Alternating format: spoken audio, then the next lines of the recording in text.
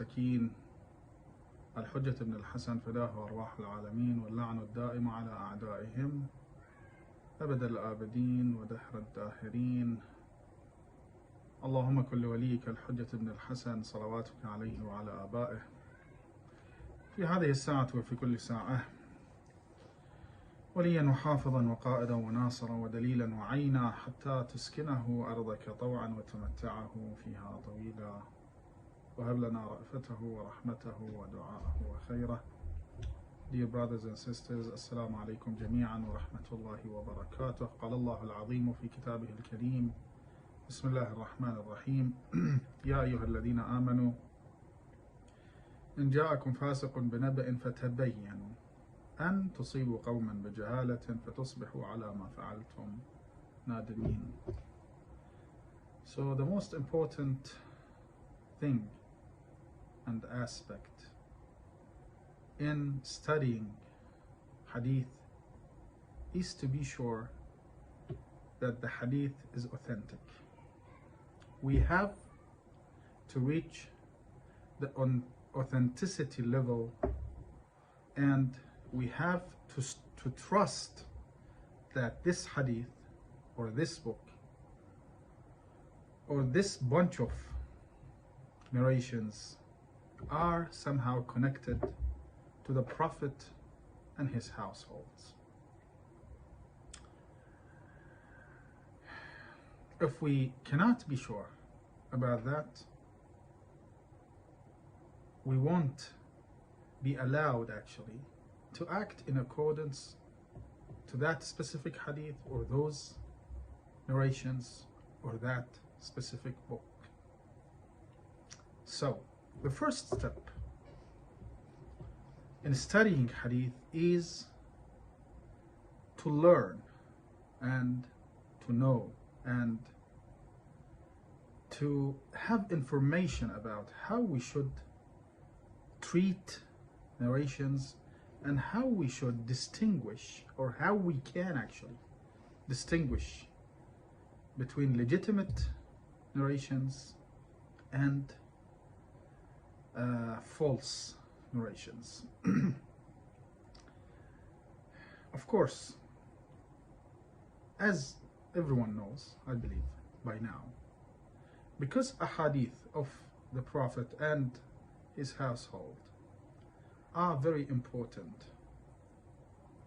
to the Prophet and his household.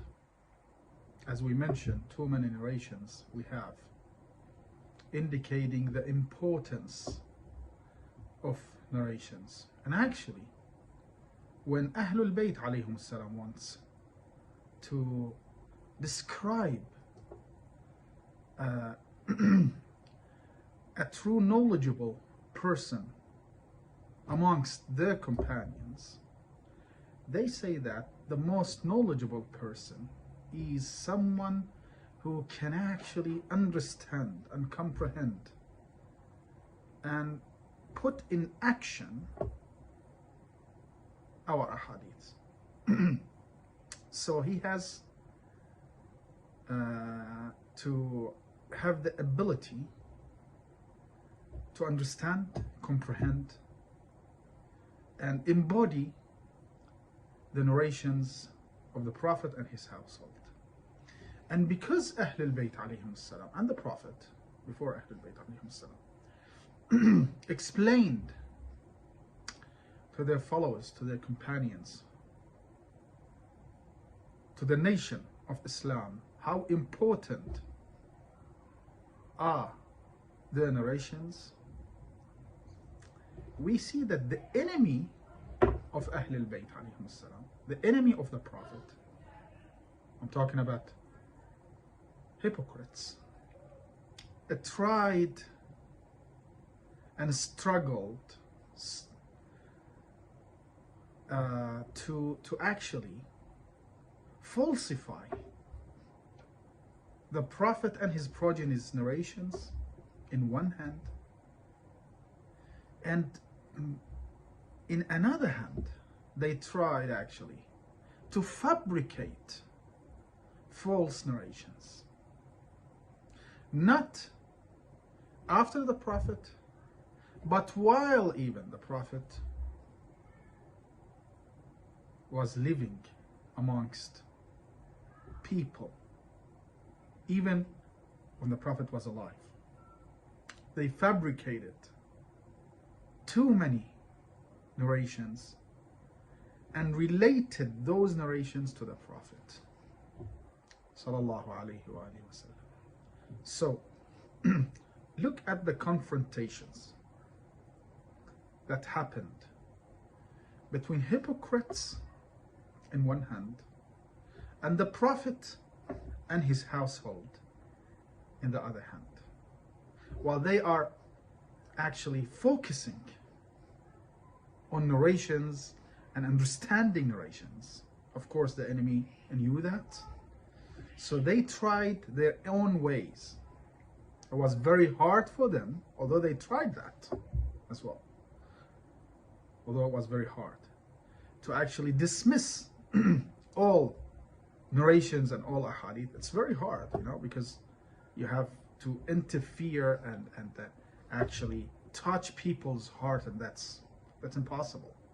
People saw, as some of Yazid's friend, when he used to hit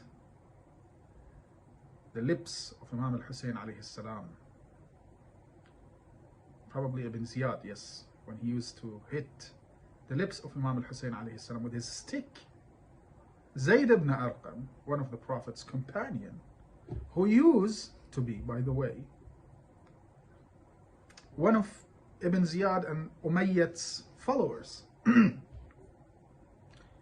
But when he saw that image, he stood up and told Ibn Marjana that, do you know, you are hitting a place that I saw the Prophet kissing that place several times. So they saw that. They have the picture in their mind. They heard the Prophet's narrations. So it's very hard for hypocrites to actually wipe out all of those ahadith. It's not a delete button that they can press to delete everything. No. There is nothing. There is no such thing, actually. So they started to confront narrations and ahadiths and sayings of the Prophet and his household by actually, in one hand, falsifying the ahadith of the Prophet, and try actually to drag the ahadith and apply it to another people, or actually explain it incorrectly. And also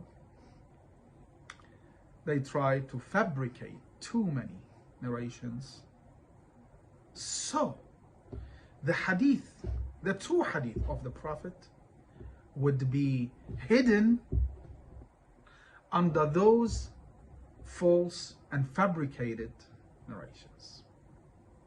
So it's not an easy task at all to distinguish in that real and vicious and a bloody, actually, battle. It's not an easy task to distinguish between authentic hadith and non-authentic hadith. So what we can do to distinguish between those ahadiths? Just allow me to tell you something. We don't have to worry, because the job has been done by our scholars. And when I say scholars, I'm talking about Ahlul Bayt alayhim salam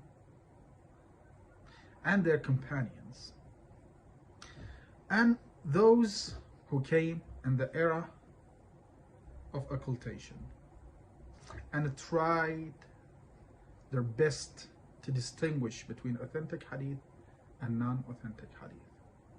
So probably it's inappropriate for someone to come and open Al-Kafi, which has been written by Shaykh Al-Kulayni, and say, okay, I will apply whatever I have learned from Ahlul Bayt alayhim salam in distinguishing between correct hadith, authentic hadith, and non-authentic hadith. Why? It's inappropriate, because the job has been done. It's like actually trying to vaccinate people who are vaccinated by previous government.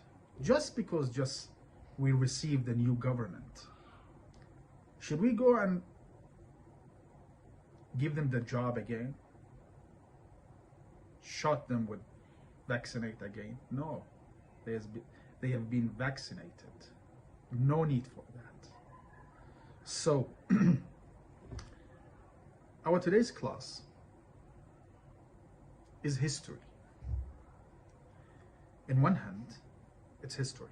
In the other hand, is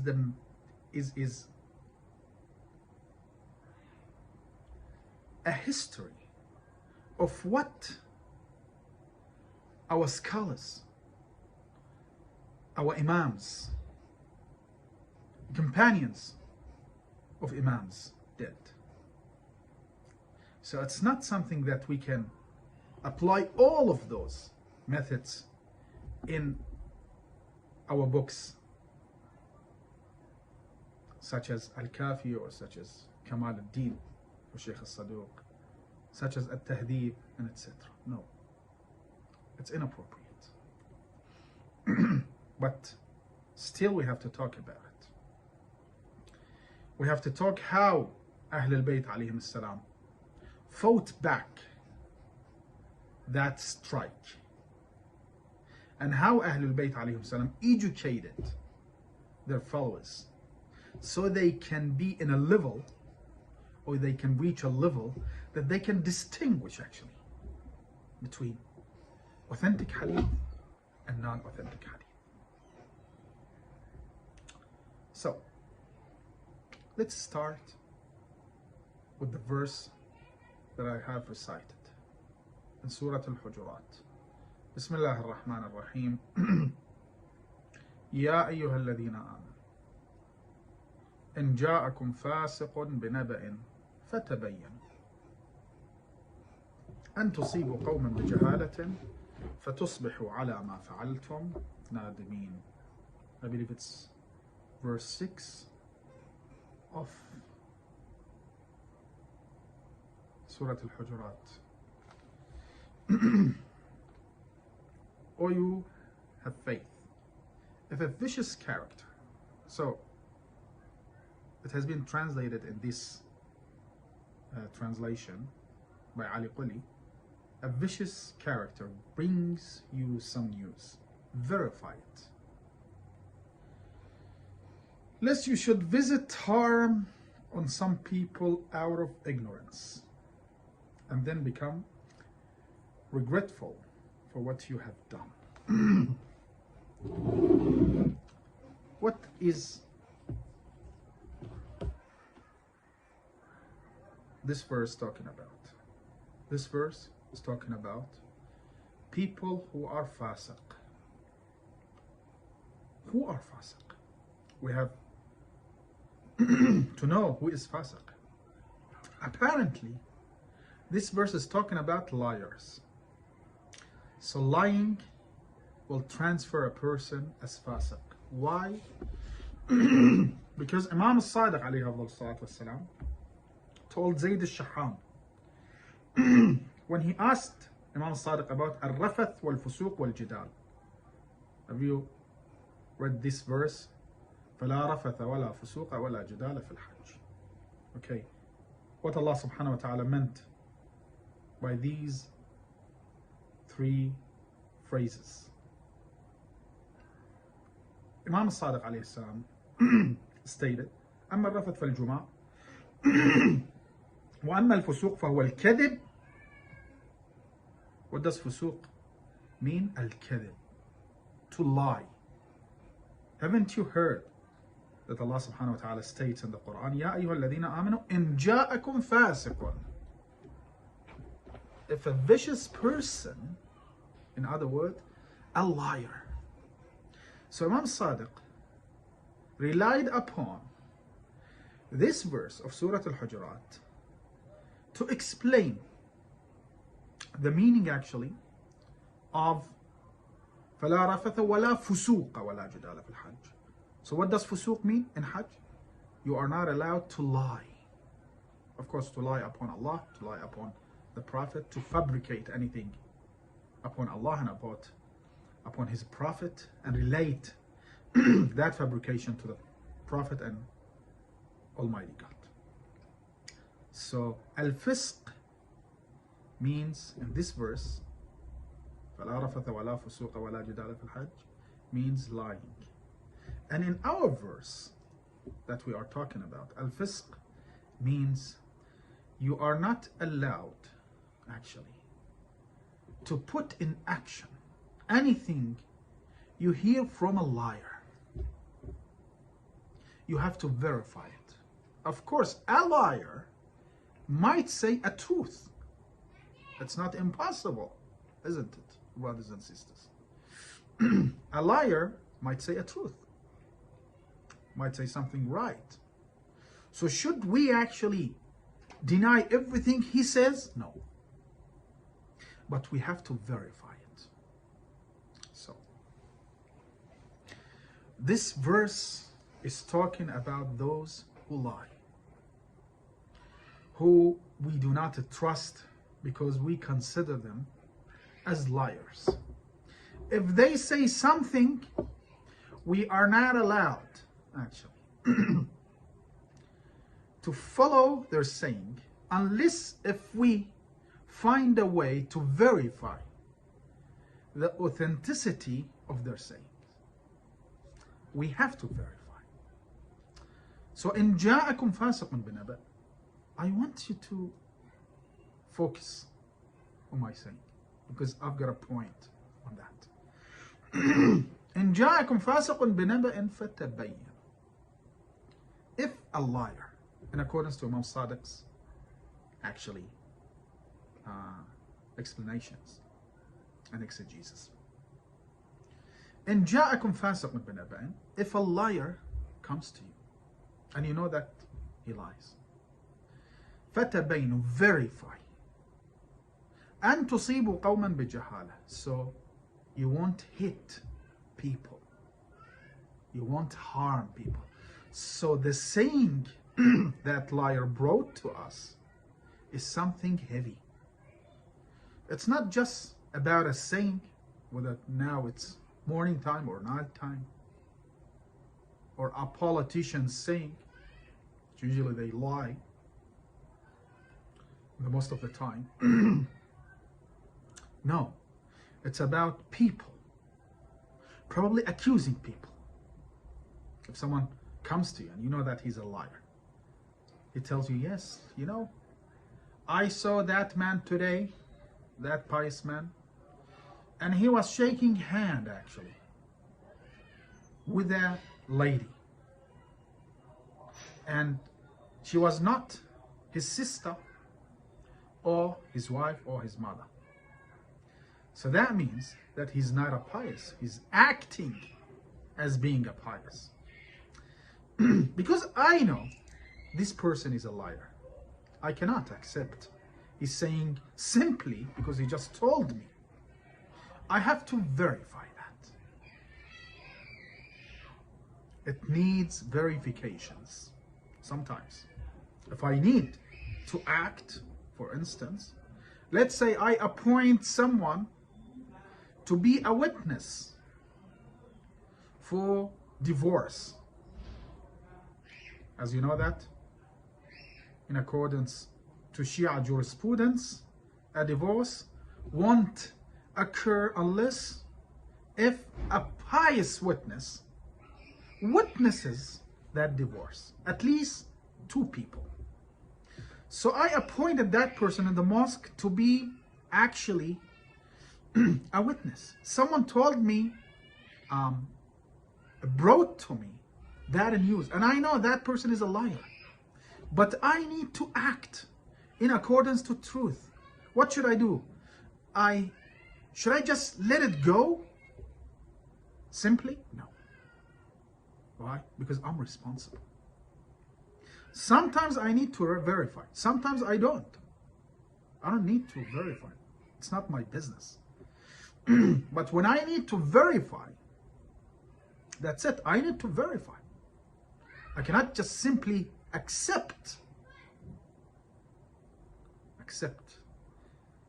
the saying of the liar, and I cannot just deny it, because it might harm people if I just accept it. And if I don't, if I just ignore it sometimes, I might actually lose people's right, because he might be not trustworthy person. He's acting as pious person, but he's not. So I have to verify. So why I brought this verse, brothers and sisters? So, two things we have. The first one, I've heard too many people, because just they've heard some scholars saying, for instance, and talking about Al-Kafi, that we have too many unauthentic narrations in the book of Kafi. Okay. Who says that those narrations are not authentic? When you ask him or her, they will reply to you, because the sanad, the narrators of those narrations have not been trusted by our scholars. Let's say someone that we don't know, someone that who has not been considered as authentic, trustworthy person by our scholars, has narrated that narration. We're not talking about Zurara, Abu Basir, and etc. We're talking about an anonymous guy, okay, that we don't know whether he's authentic or not. Even our scholars don't know him. Okay, we go and count those narrations in Al-Kafi.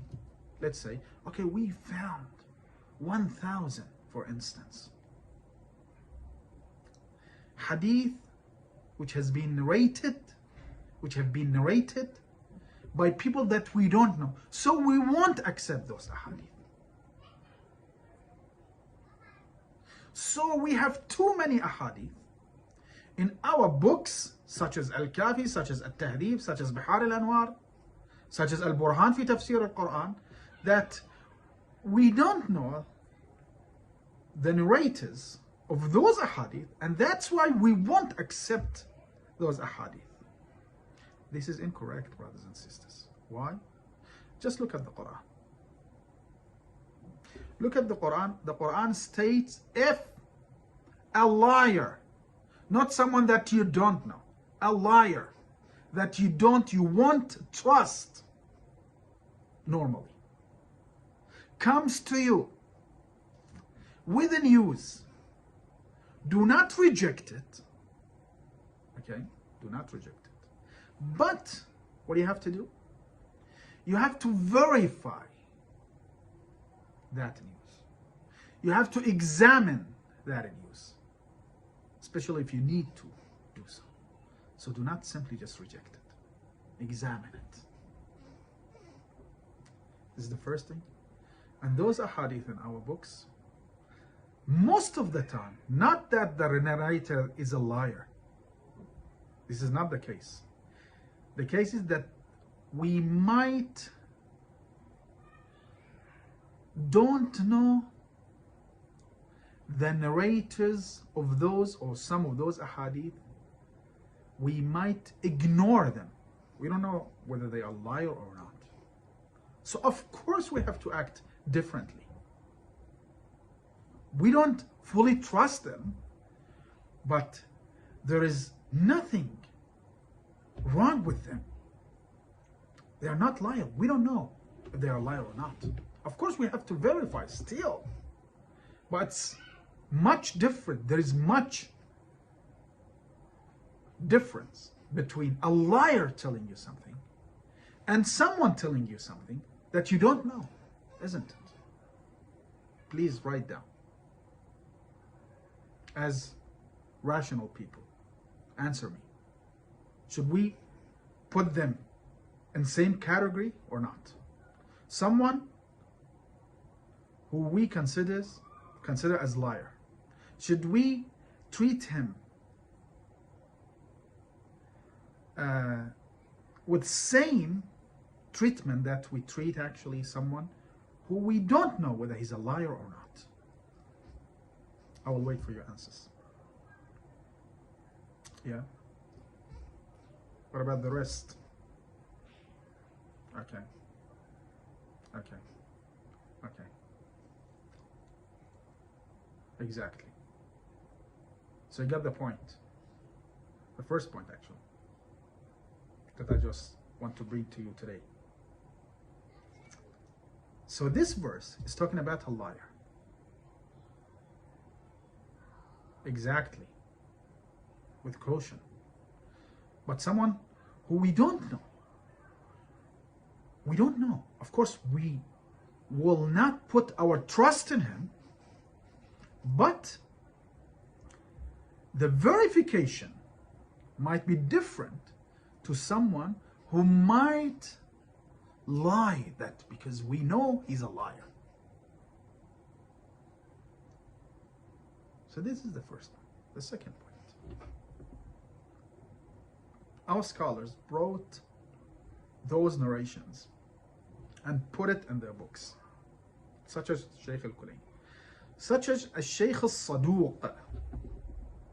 Shaykh al-Saduq, in his book Man La Yahduru al-Faqih, in the introduction, he states that I brought a hadith that are hujjah between me and God. So I only brought authentic narrations in my book, Man La Yahduru al-Faqih. I trust those ahadith. I trust that they are somehow related to Ahlul Bayt alayhim salam. When you go to those ahadith, you might find some narrators of those ahadith that we might not be able to understand whether they are trustworthy or not. Even sometimes he narrates a hadith, especially in Wilayat Ali ibn Abi Talib, and he is the successor of the Prophet. He might bring some hadith that even Abu Hurairah or Aisha or Muawiyah narrated those hadith. Even big liars like Abu Hurairah ad-Dusi narrated those ahadith. Why he brought it? Because he actually reached the vertifications level. He vertified those ahadith.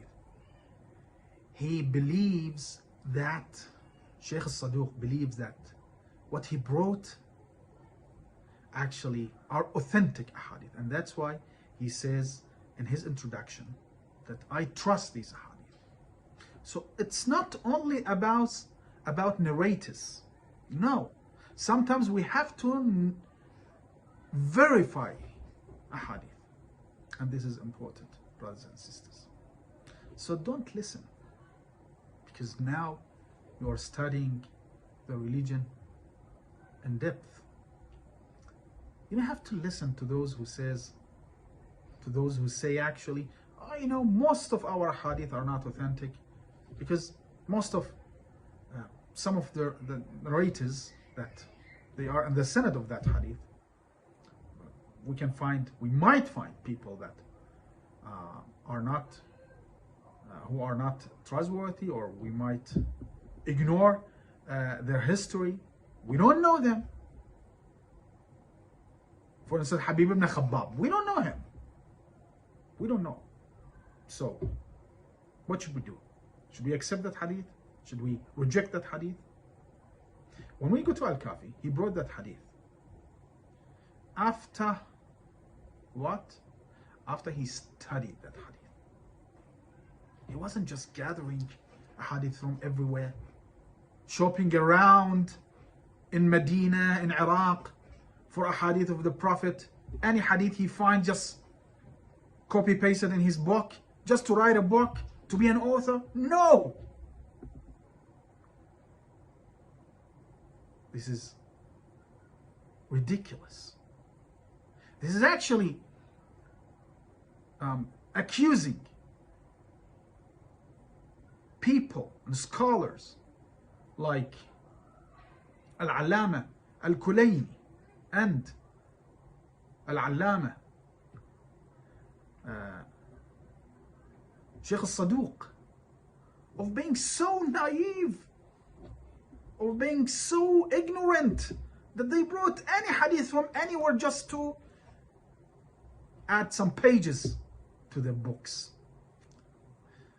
This is actually, it's like accusing them of bringing lies to us, conveying lies to us. This is very inappropriate. Yes, we accept that some of those ahadith sanads might not be that strong. You might find even liars amongst those who narrate those ahadith. But as Sheikh Al-Kulayni and Sheikh Al-Saduq, they verified those ahadith. They brought it in their books because they believe that those ahadith are correct ahadith. And that's why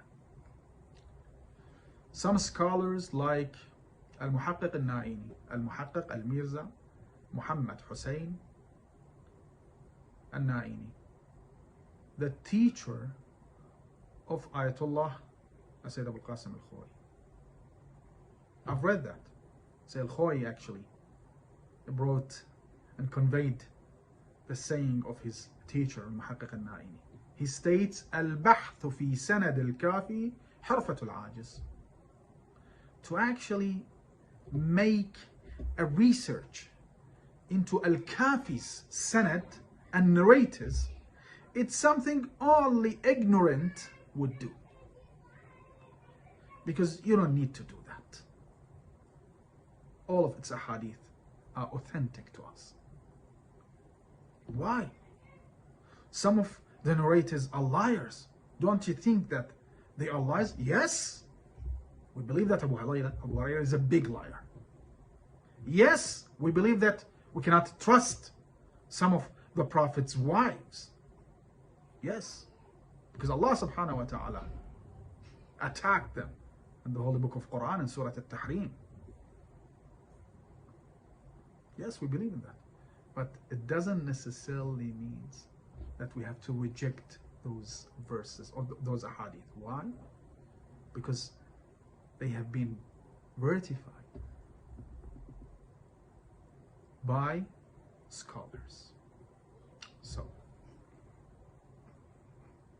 don't listen, brothers and sisters, to those naive and ignorant and unfair people who accuse books such as Man La Yahdhur al-Faqih, such as Al-Kafi, of having too many false ahadith. Don't listen to them. They are so naive that we don't even need to actually reply to their accusations, because it's so naive to accuse people like Allama Al-Kulayni of being a collector of even non-authentic hadith, who puts unauthentic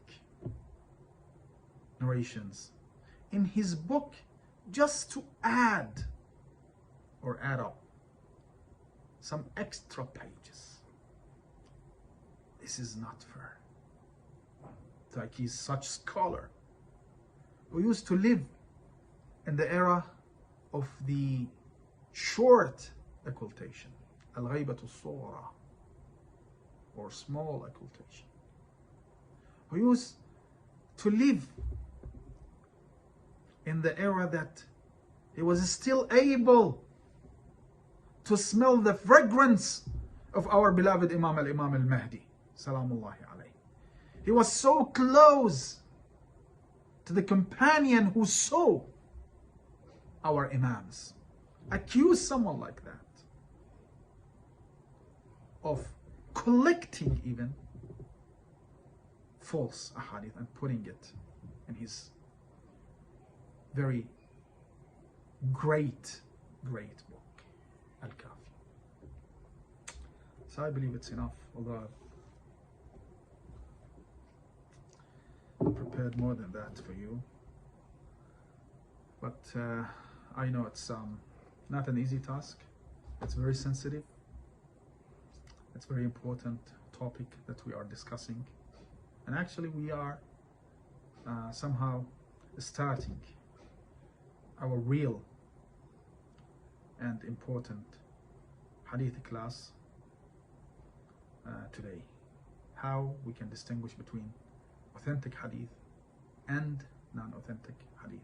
So to conclude, not all ahadith that we are allowed to reject, even if we don't know narrators of those ahadith, even if some of the narrators are actually liars. And of course I will talk with you about Sunni books.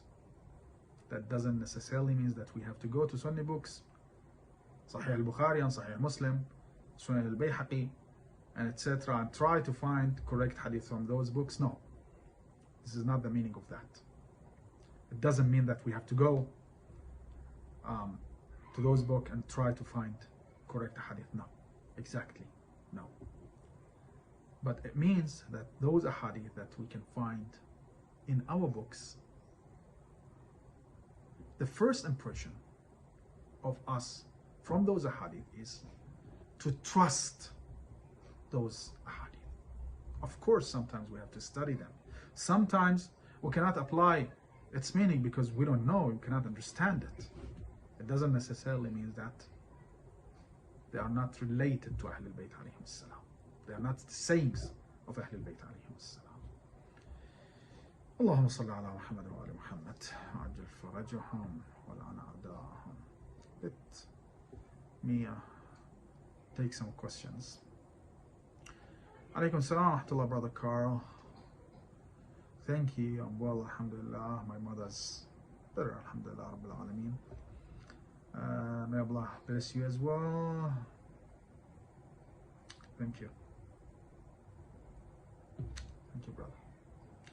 Alaykum salam wa rahmatullah, sister.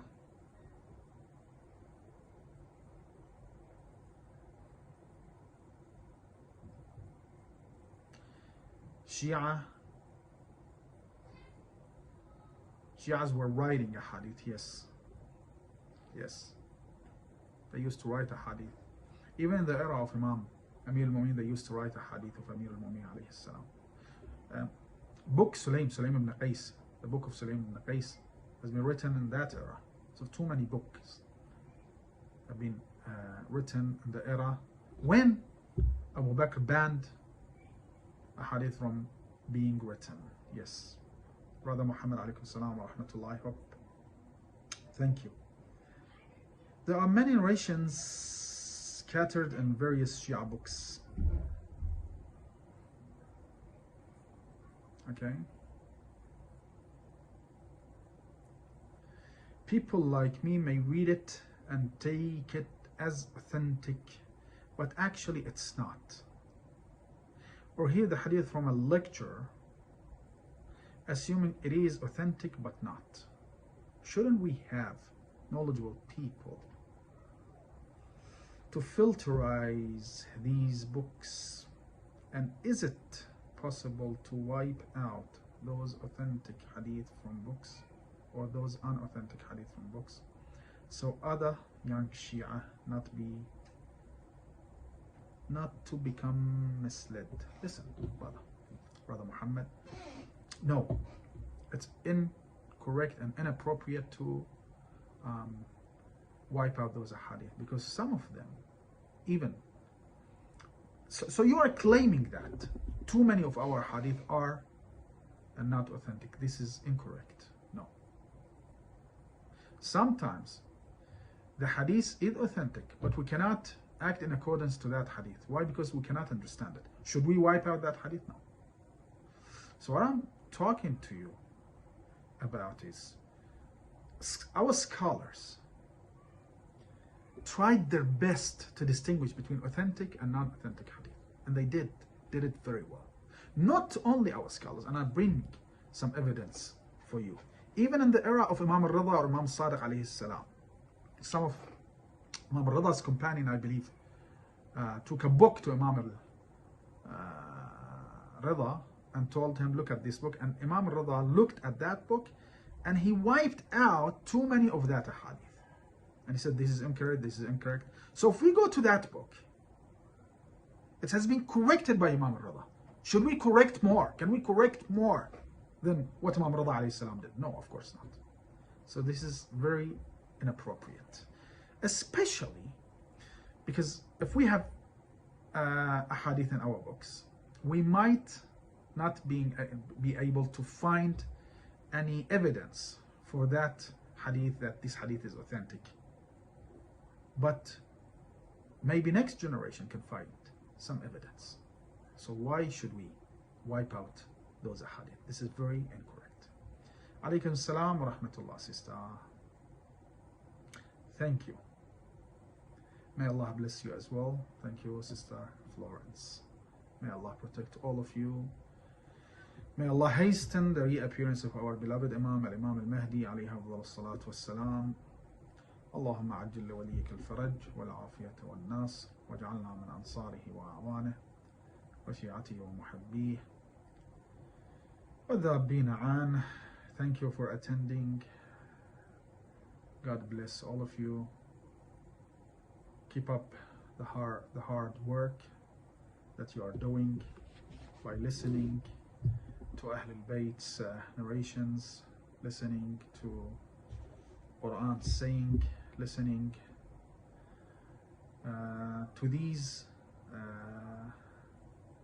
lessons and other lessons. May Allah protect all of you. هذا والحمد لله رب العالمين والصلاة والسلام على محمد وآله الطيبين الطاهرين.